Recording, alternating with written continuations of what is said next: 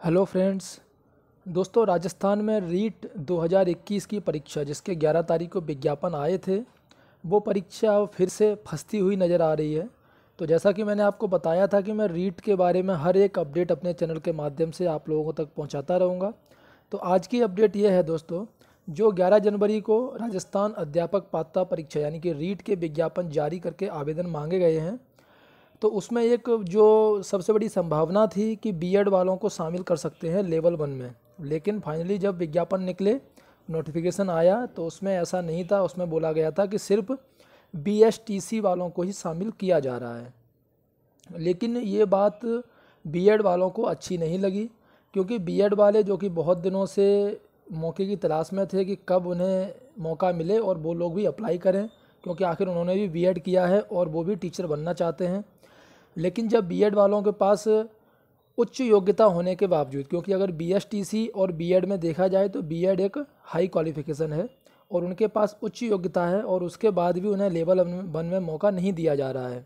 तो 23 अगस्त 2010 की गाइडलाइन को भी हाई कोर्ट में उन्होंने चुनौती दी है, और इससे जो बेरोजगार अभ्यर्थी हैं उनके ऊपर फिर से मार बढ़ने की आशंका है। यानी कि अगर बीएड वालों को शामिल नहीं कर रहे हैं तो वो लोग अप्लाई नहीं कर पाएंगे, तो वो बेरोजगार के बेरोजगार ही रह जाएंगे।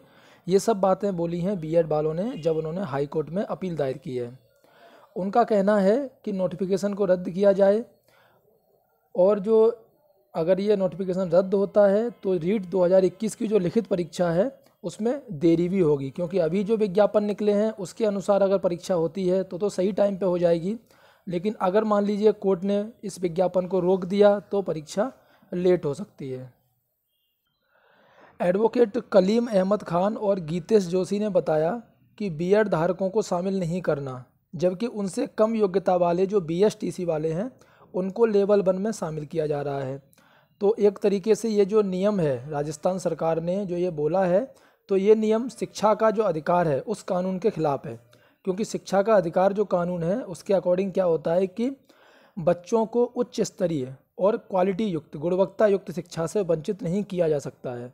इसीलिए अगर बीएड वाले टीचर बनेंगे उनके अनुसार तो वो बीएसटीसी वालों से अच्छे टीचर कहे जाएंगे। लेकिन सरकार क्या बोल रही है कि सिर्फ बीएसटीसी वालों को ही शामिल करेंगे लेवल 1 में। तो इसीलिए रीट लेवल 1 में बीएड धारकों को शामिल नहीं करना संविधान के प्रावधानों के अनुसार गलत है। और उनका कहना है कि एनसीटीई की जो गाइडलाइन जारी हुई है उसे भी असंवैधानिक घोषित किया जाना चाहिए, और उसके आधार पर जो रीट 2021 का नोटिफिकेशन है उसको भी रद्द किया जाना चाहिए। जब बीएड वालों ने कोर्ट में अपील दायर कर दी है, मीडिया के सामने अपनी बातें रखी हैं, तो दूसरी तरफ बीएसटीसी वाले भी हैं। बीएसटीसी वालों के भी अपने तर्क हैं। बीएसटीसी वाले और बीएड वाले अब आमने सामने हैं, क्योंकि बीएड धारकों ने जहां एक तरफ बोला है कि ये सब हमें शामिल ना करना एक तरीके से सरकार की गलती है, तो वहीं पर बीएसटीसी वालों ने बोला है कि बीएड धारकों को रीट लेवल 1 में शामिल किया जाएगा, तो फिर बीएसटीसी करने का फ़ायदा क्या होगा, हम भी तो बीएड कर सकते थे। और इसके अलावा बीएसटीसी वालों का कहना है कि बीएड डिग्री धारकों के पास बहुत सारे अवसर हैं, सिर्फ यही एक परीक्षा नहीं बची है। वो चाहें तो वरिष्ठ अध्यापक, व्याख्याता, इन सभी भर्तियों के लिए भी आवेदन कर सकते हैं। लेकिन हम सिर्फ और सिर्फ ये जो तृतीय श्रेणी की भर्ती है उसके लिए ही हम पात्रता रखते हैं, यानी कि लेवल 1 में ही आ सकते हैं। इसके अलावा राजस्थान प्रदेश के जो शिक्षा मंत्री हैं श्री गोविंद सिंह डोटासरा, उन्होंने भी यही कहा था कि रीट लेवल 1 के लिए बीएसटीसी धारकों को ही पात्र माना जाएगा।